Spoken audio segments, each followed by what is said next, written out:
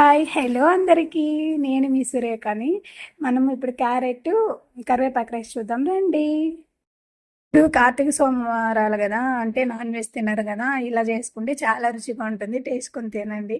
ఒక ప్యాన్ పెట్టుకొని ప్యాన్లో 1 టేబుల్ స్పూన్ ధనియాలు, 1 టేబుల్ స్పూన్ జీలకర్ర, కరివేపాకు బాగా కడిగేసి తుడిచిపెట్టుకున్నాను. ఇవి వేసుకొని మీడియం ఫ్లేమ్లోనే బాగా రోస్ట్ చేసుకోవాలి. అంటే కరివేపాకు అనేది ఇలా నలిపితేనే నలిగిపోవాలి, అంతవరకు వేపుకోవాలి. వేపుకొని మిక్సీ కొట్టి పక్కన పెట్టుకునేయండి.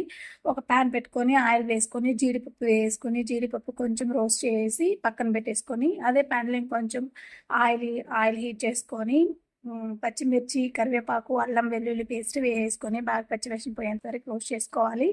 పచ్చివాసన పోయిన తర్వాత క్యారెట్ తురుము వేసుకొని, క్యారెట్ తురుము కూడా పచ్చివాసన పోయేంత వరకు రోస్ట్ చేసుకొని, కొంచెం ఆయిల్ అనేది కొంచెం పైకి వస్తుంది. ఇలా వచ్చినప్పుడు ఇంకా అన్నం ఉంటుంది కదా, అన్నం అందులో వేసుకోవాలి. అన్నం వేసుకొని 1 స్పూను సాల్ట్, 1 స్పూన్ కారము, 1/2 స్పూను మిరియాల పొడి వేసుకొని బాగా కలిపేసుకోవాలి. కొంచెం కలిపిన తర్వాత మనము మిక్సీ కొట్టి పెట్టుకున్నాం కదా కరివేపాకు పొడి అందులో వేసి మిక్స్ చేసుకోవాలి.